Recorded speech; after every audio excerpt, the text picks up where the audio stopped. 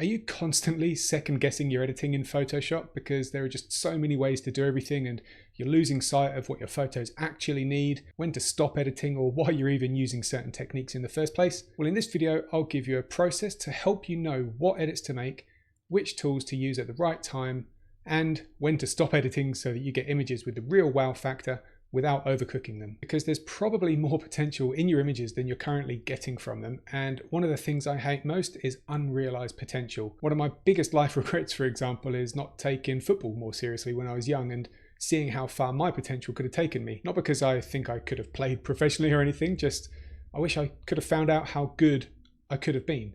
But the thing is, I never took it seriously in my teens and 20s. I took a whole decade off in my 30s when I moved to Australia, and then I gave it one last hurrah in my 40s and realised I could still hang in there.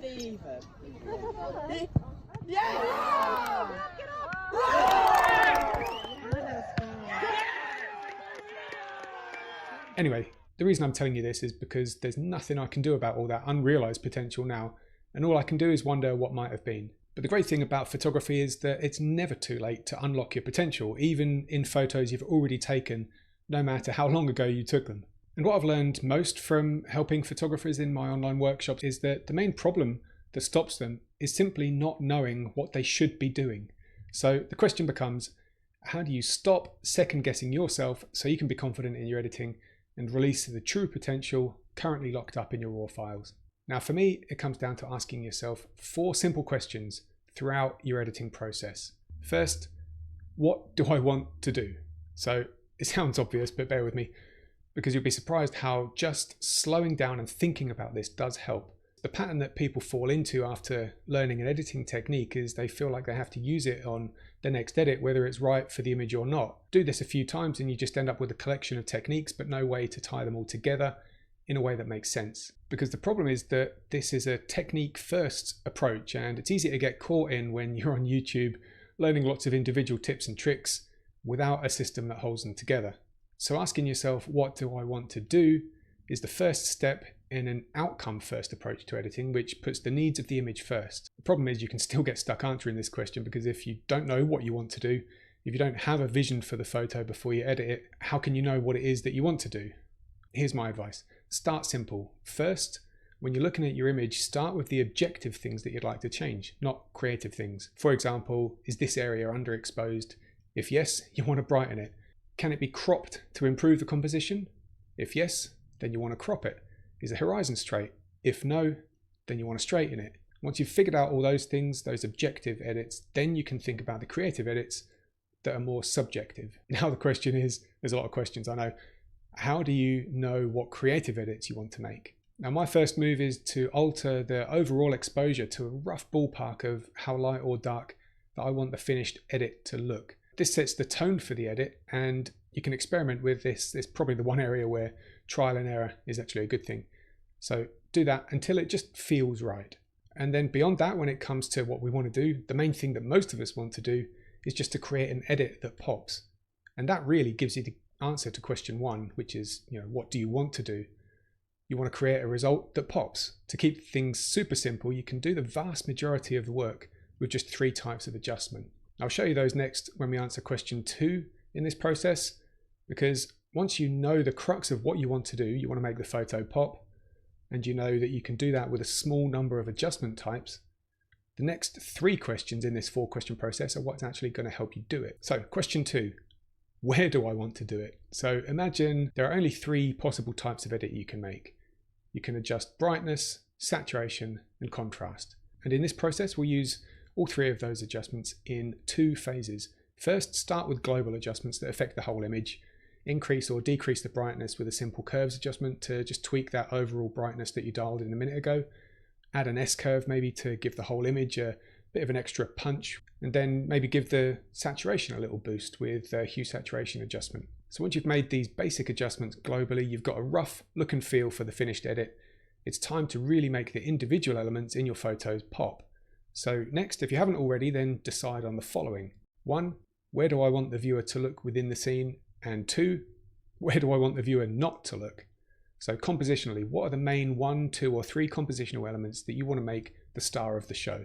And for help establishing this, you can download my free composition guide that teaches you my triangle method for creating a solid, well-balanced composition, a lot of which can be achieved in editing. So click the link in the description to get that. Now let's go back to the 3 adjustment types I just mentioned: brightness, saturation, and contrast. Typically, increasing or enhancing each of these things is going to draw the eye, and decreasing them will do the opposite. Now you know the areas of the photo you want the viewer to look at, and you have 3 types of adjustments to draw the eye to them. That's questions 1 and 2 covered basically. So the next question now is question 3, how? How do I do it? And again, I'll break this down into 2 sub-questions. First, how do you make the adjustment? And second, how do you make the adjustment to a specific part of the photo that you want to enhance or de-emphasize? And for the sake of stripping everything back and keeping this process as simple as possible in the beginning, you can pretty much do virtually everything that you need when it comes to light and contrast with the trusty curves adjustment layer.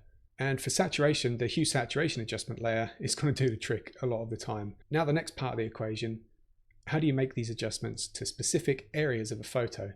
Now the short answer is with layer masks that allow you to reveal or hide an adjustment that you make in specific areas, but the thing is that's not the whole story. There are some important differences in how you create a layer mask, and the best one depends on exactly what it is that you want to adjust. For example, if you want to make an adjustment broadly across a foreground where the edge of the adjustment is kind of masked by the detail in the image, you can use a large soft brush and just brush into the layer mask to reveal or conceal the adjustment. But if you want to contain an adjustment to a very specific object, and that object has strict, hard, well-defined edges, then the object selection tool is probably going to be the best tool for the job. Or if you want the adjustment to be made to a specific tonal range of your photo, like just the brightest areas or the darkest shadows, then luminosity masking is going to be the most effective way. So from all of these, how do you know which masking method to use? When you're looking at the specific object and establishing what it is that you want to adjust, try to think about and identify what it is that defines the boundaries of that object or area. Like if you want to adjust the sky, then the select object tool is actually pretty good at selecting the sky. But if you want to adjust an area that's either lighter or darker than its surroundings, then a luminosity based selection is going to work best. Or if you want to adjust, say for example, a rock with a well-defined edge, then again, the select object tool is probably going to work pretty well.